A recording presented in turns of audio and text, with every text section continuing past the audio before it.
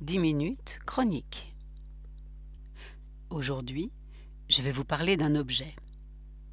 Dans les magasins de souvenirs, dans les boutiques de gadgets, selon les époques, selon les pays, les continents, on trouve des objets qui représentent soit un personnage historique, soit mythique, ou tout simplement une figure tout droit sortie d'un dessin animé, d'une BD, d'une série. Mais je vais remonter dans le temps pour vous présenter mon objet du jour, qui n'est ni en plastique, ni en caoutchouc ou en plâtre, mais en fonte. 14 cm de hauteur, 8 de largeur, il représente un homme assis dans un fauteuil. Buste massif, je dirais même bedonnant, gilet noir, pantalon gris, veste rouge, nœud papillon. La tête a cette particularité d'être mobile. Il y a une fente le long du bras droit qui est repliée contre sa poitrine. Le bras gauche également est mobile, et si vous placez une pièce de monnaie au creux de la main de ce bras, il s'abaisse et la pièce tombe dans la fente du bras gauche. Et alors, grâce à un mécanisme intérieur simple, la tête s'incline. Vous l'avez compris, il s'agit d'une tirelire. Cette tirelire est datée. C'est inscrit sur la base du fauteuil. Juin 1875.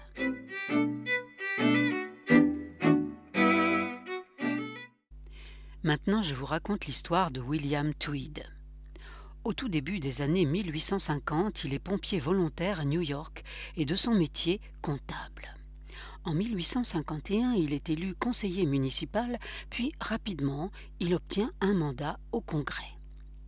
Il devient alors une des figures montantes du comité exécutif de Tammany Hall, le parti démocrate de la ville.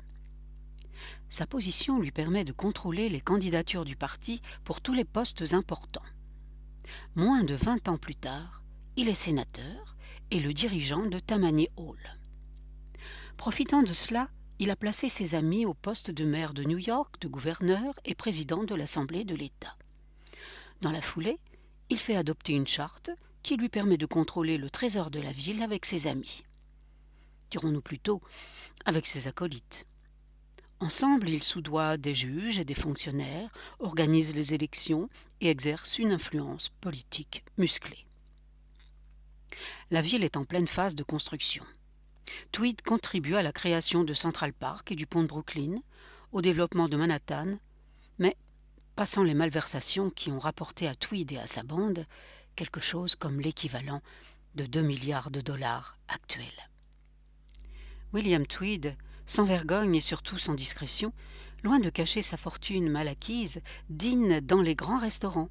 Il porte à sa cravate un diamant de 10 carats, il a acheté un hôtel particulier sur la 5e avenue et sur la 43e rue. Ses chevaux, ses calèches et ses traîneaux sont installés sur la 40e rue. En 1871, il est membre du conseil d'administration de Erie Railroad et de Brooklyn Bridge Company, de 3rd Avenue Railway Company et de Harlem Gas Light Company. Il est président des caisses d'épargne et il a créé la 10e Banque nationale. Il se croit intouchable.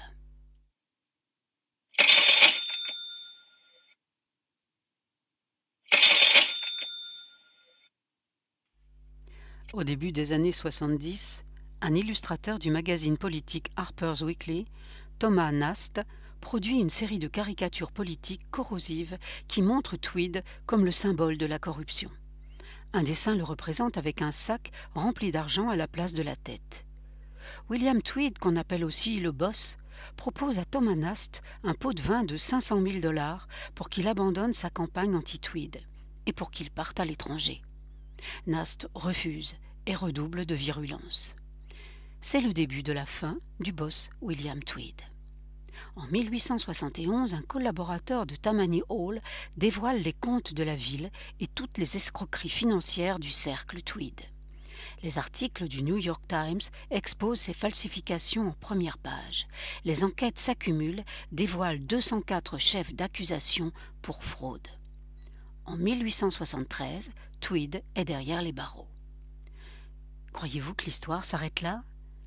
Évidemment non.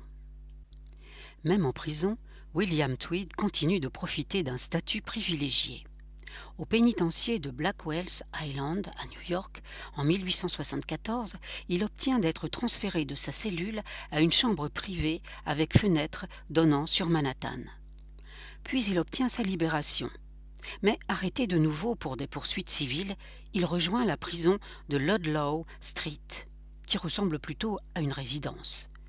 Il bénéficie d'un appartement de 2 pièces confortables. Il est autorisé à recevoir des visiteurs et il paie un employé de la prison pour son aide personnelle. Il réussit à convaincre le gardien de la prison de le laisser sortir de temps en temps pour faire des visites et se promener en calèche à travers Central Park. Le 4 décembre 1875, Tweed invite ses 2 gardes à dîner chez lui, à la maison familiale de Madison Avenue.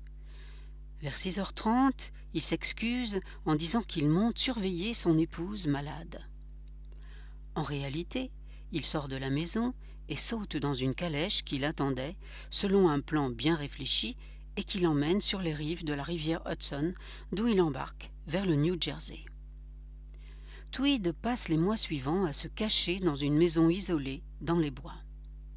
Il a adopté le pseudonyme John Secor, s'est rasé la barbe et a commencé à porter une perruque rousse et des lunettes pour dissimuler son identité.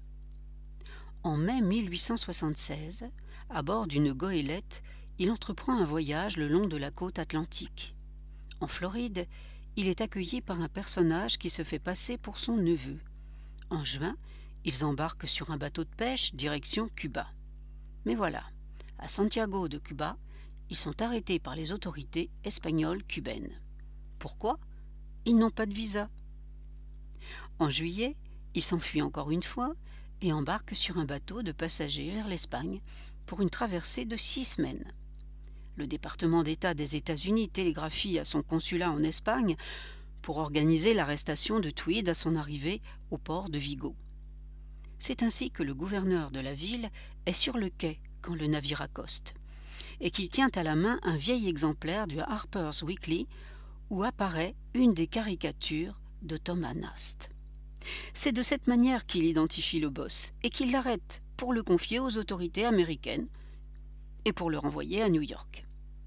William Tweed finit par avouer ses actes de corruption et ses malversations en espérant être libéré.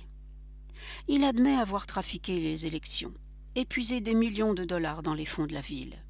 Il donne la liste des entrepreneurs qui se sont entendus avec lui et celle des journaux et des journalistes qui ont accepté des pots de vin. Rien n'y fait. Après une dernière comparution devant le tribunal en mars 1878, il est définitivement reconduit dans la prison de Ludlow Street. Il meurt 2 semaines plus tard. Il avait 55 ans. Et notre objet, la tirelire ? Elle symbolise, on l'a compris, le système de corruption du cercle de William Tweed. Tout argent déposé dans la main du personnage disparaît immédiatement. Cet objet a été créé en 1873 par John Hall de Watertown dans le Massachusetts, fabriqué par la fonderie Stevens de Cromwell dans le Connecticut. Ensuite, le brevet a été racheté par Russell Frisbee en 1875. On appelle communément cette tirelire la banque Tammany. On dirait qu'elle a été créée pour dissuader tout homme politique de suivre le mauvais exemple de William Tweed. La question est-elle efficace posée sur le coin d'un bureau ? Retrouvez tous les liens et les illustrations de cette chronique sur le site de l'association MCH en cliquant sur 10 minutes chronique, puis sur un scandale et une tirelire mécanique. À bientôt.